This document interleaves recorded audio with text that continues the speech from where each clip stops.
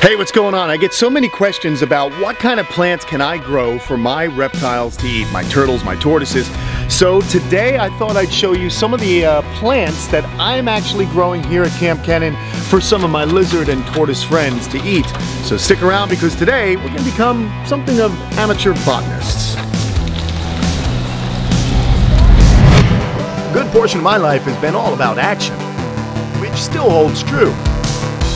But now I pour all that time and energy into wildlife conservation, education, and the pursuit of knowledge.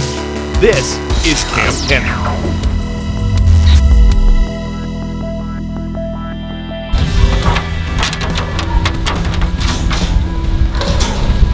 So, as you know, most of the animals I keep here are herbivores. My tortoises and some of my rhino and rock iguanas are, of course, herbivores. And I like to do that because it's easy for me to kind of feed them a similar food.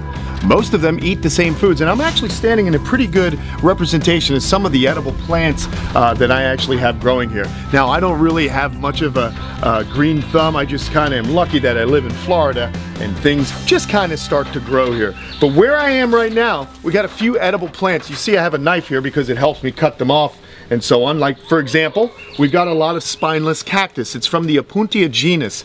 I do not know the species name, but it's spineless prickly pear. You can do a Google search and find out about it. What I like to do is I can just slice off a little bit like this, and I can give it to my little buddies right through the cage, and they love to eat it. Now I'll also go around and I'll slice them off and I'll mix it in with some of the Missouri tortoise diet, the Zumed grassland diet. I like to mix things in for a little bit of variety, but that's the cactus. Another cool thing about the cactus, guys, is I will send cactus when you purchase a tortoise from me. I usually send 2 pads, one for you to plant, one for you to feed off. This stuff stays good for a very long time, so you can slice a little bit off, no worries. Now if you want to get it to grow, all you do is you simply break off a pad, stick it in well-drained, sunlit, sandy soil, and this will start to grow, and you'll see little buds that essentially turn into this. If you look here, here's a little guy right now growing off of it, right there, and then that's the next stage, and then eventually it gets really big and tall. It can grow at about 7 foot tall, and I have some really big stalks that I can show you later on. So that's the cactus. Well, I'll put that one up there for now, and then I'm gonna move to something different. This plant right here is called pothos vine, and pothos vine is from the Solomon Islands. Now, who do you think eats this? My Solomon Islands skink. This is actually something that they really enjoy to eat. It starts off real small on the ground, and then as it grows up onto another tree, it really starts to get big leaves. But at any size, your monkey tail skinks or Solomon Island skinks can eat it. So that's another plant that's edible. And then right here, I didn't even plant this, guys. I use a lot of the tortoise manure, and the tortoise manure becomes a really good fertilizer, right? But this is a papaya plant. So right now, it's growing on up, it's getting some blossoms, and eventually you're gonna see papaya fruit. So the lizards love to eat the leaves, the lizards and tortoises eat the leaves, and then some of my tortoises can eat the fruit, like my redfoots and my yellowfoots and mountain tortoise, the animals that like a higher fruit content. But now that's not the only fruit I have here, man. Let's just look at one more in this section, and then we'll go on a little walkabout. But right here is the banana leaves, and what I like to do is take a sharp knife and I slice them off, and as we go on our tour, you're gonna see me feed some of our special friends some of this stuff. So this is what I like to do, and you can never overfeed natural foods. We've talked about it in other videos about how tortoises really enjoy eating the natural foods. And so if you can grow, if you're in a spot where you can grow these foods, that's fantastic. But also, you know what? Get yourself a little greenhouse. Try and plant stuff in the house over the winter and see if you can grow it up. It's a lot of fun. You learn a lot more about different aspects of science, botany, and you see how these animals are really connected in their ecosystem to the plants that they surround themselves with. Some of the plants they eat, others are for shade. But let's go on a little bit of a walk. Let's see, well, what else I can show you as far as some of our edibles.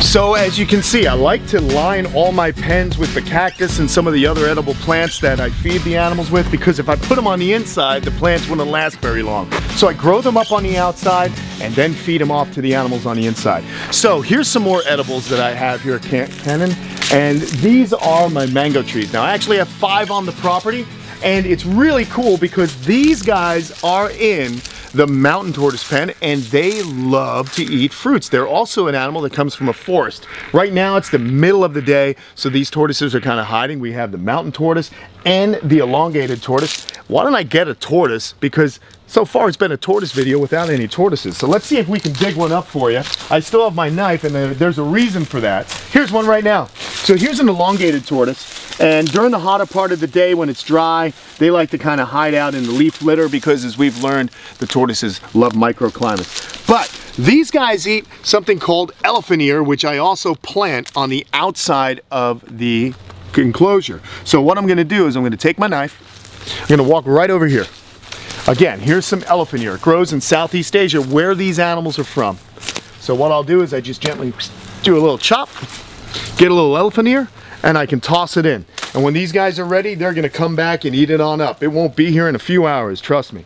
So there's the mango tree that drops the fruit. These tortoises will actually, in the wild, they have seen mountain tortoises kind of go towards trees right before they're about to ripen, and they're just kind of milling about waiting for the fruit to drop. It's really incredible. You got to remember, tortoises are animals that are very habitual. They're creatures of habit, and they know, they live in small ranges where they actually know where the different flowering plants are, where the different fruit trees are, and they have that small range. That's why when tortoises get upset or we build on their range or intersect it with some kind of roadway, it really messes up what these animals have been dealing with for the last, sometimes 100 years of their life. As a matter of fact, here comes a brown mountain tortoise. We're going to throw that plant right out there and you'll see exactly why I like to grow this plant. They love it. So he's just going to figure it out now. Hey, wait a second. It's time to eat. Anytime you throw plants in here, they disappear. All right. Hey, what do you guys say we get rid of some of these banana leaves with some of the bigger tortoises I have? We'll let him eat and we'll continue our little botanical garden tour.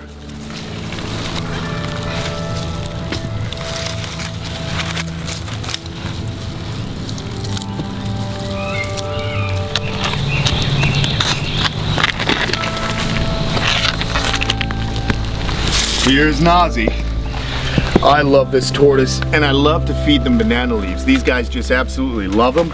So you saw me cut these down in the beginning of the video. I'll just throw some out. It's just a nice little treat. And again, it's something that I can kind of get these animals fed with without really having to do too much shopping. I just walk around, trim the verge, throw the excess into their enclosure. I think he wants a little pet first. My little buddy right here. It's not so little anymore.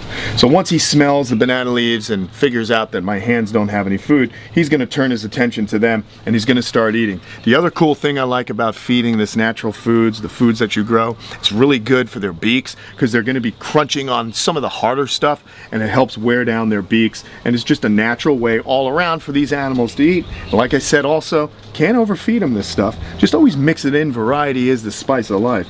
Oh, I hear some of the other kids get a whiff of the banana leaves. I don't know if it's the leaves that smell or if they just see me in here and they know it's time for food. All right, guys, get to it. Everything they do is so slow.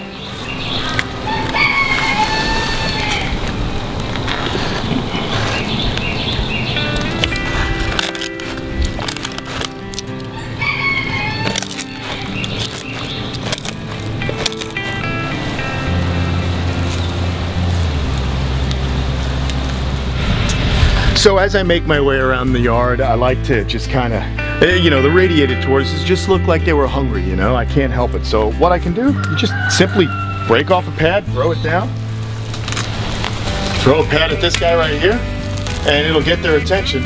And basically, you just create a buffet. So it's kind of neat. I know that there's 9 of them in here. I just toss out 9 or 10 pads, maybe a few more.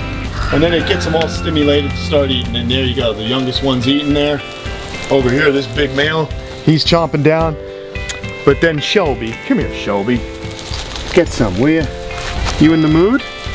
And here's a little trick, guys. Sometimes if you just break it open, they can smell it better, and that'll get them going. So if you have a tortoise that doesn't know what the cactus really is, all you do is you break it open, and they'll start to eat it.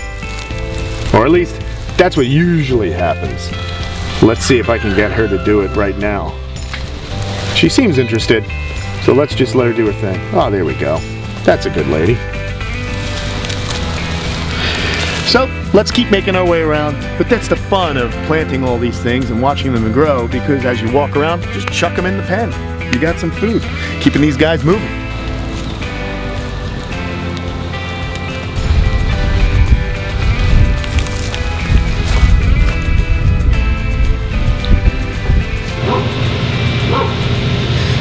So you found my leopard tortoises and you've seen what they do to grasses of all kinds. This happens to be something called elephant grass, Napier grass, Uganda grass. It's synonymous, it's the same plant.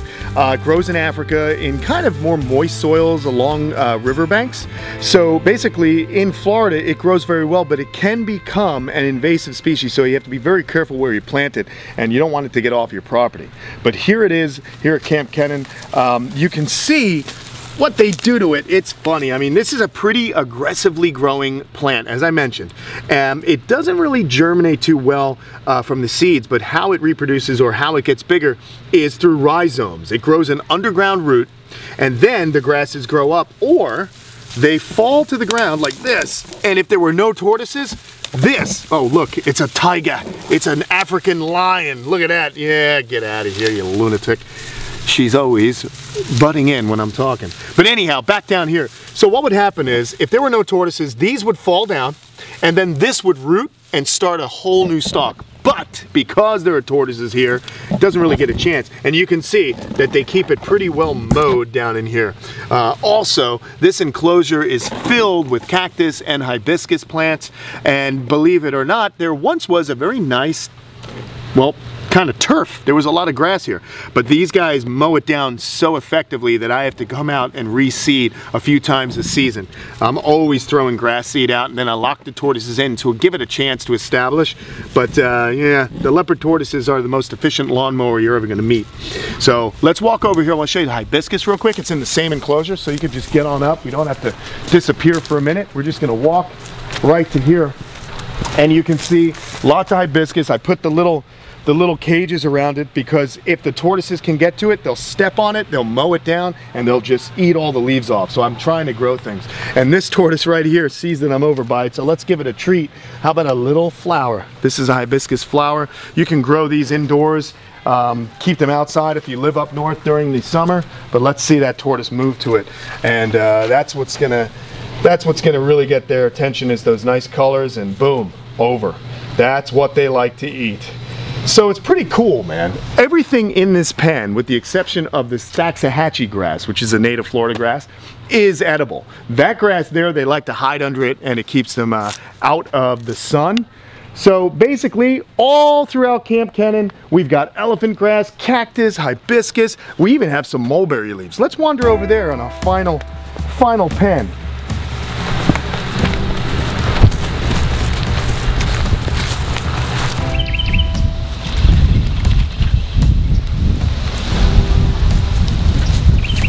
Alright, so we're inside the sulcata tortoise pen, and basically we are here with a sapling mulberry tree. I have a few of them planted throughout the property. Mulberries are very high in calcium, their leaves. The tortoises really love these leaves. I personally like the berries. Let's see, here's one right here. It'll stain your fingers, but it tastes really good. They're really sweet. And the tortoises can eat them, it's safe. The leaves are fantastic. That is really tarts, if you will. Excellent. So these leaves are great for the monkey-tail skinks, the rhino iguanas, any green iguanas, bearded dragons. Any herbivorous lizard or tortoise is going to love these leaves. You can feed them to any species as long as it's safe. Now, people often ask me, oh, how do I know if a plant is poisonous? What I would say, not to feed turtles and tortoises or lizards any plant that's known to be poisonous, like oleander. If it makes your dogs or cats sick, chances are it's going to make your lizards sick too. So you want to just do a little Google search for poisonous plants in your area and make sure you just don't have those in your enclosure. But if it's an edible plant, these tortoises will eat it. You'll see some species might not like the banana, but another species will. Try it out, can't hurt. Finally, we are in a field of grass. All tortoises are going to munch on grass from time to time. Some, like the leopards and sulcatas, are really going to enjoy it. I don't know what kind of grass this is. It's a field mixed, okay? But I know they like Bermuda grass, orchard grass, Timothy hay. You can get involved and plant all those things as well. So there you have a brief explanation or a brief tour of some of the plants that I keep here at Kamp Kenan to keep the tortoises happy and healthy. Grow them up. Make sure you protect the bases of these plants, because as saplings, a sulcata tortoise is going to mow right over them. That's why we have the very decorative cinder block around them. Anyhow, guys, I hope you enjoyed this edition of Kamp Kenan. I'm gonna look for some more mulberries because I think that one has more than this tree. So I'm gonna go have a little snack, and I'll see you guys later. Oh, and by the way, if you want a cool list of plants that are edible for turtles and tortoises, I'm gonna provide you with one. We'll see you later. The following 4 pages of edible plants are by no means a complete list, so if you have any suggestions of your own, feel free to go ahead and let us know about it in the comments below. We can all learn a lot from each other, and that's what makes social sites like this one so great. We can all get smarter together. Believe it or not, this episode wraps it up for Season 3 of Kamp Kenan. But don't worry, we'll still be providing cool content every Tuesday. Starting next week, we will post our very first 360-degree video, so be sure to check it out. We'll be posting these 360-degree videos all summer long with cool glimpses into the camp here and other places near my home in South Florida until Season 4 kicks off. Well, that about does it. Thanks so much for watching and being a loyal fan to Kamp Kenan. We'll see you next time.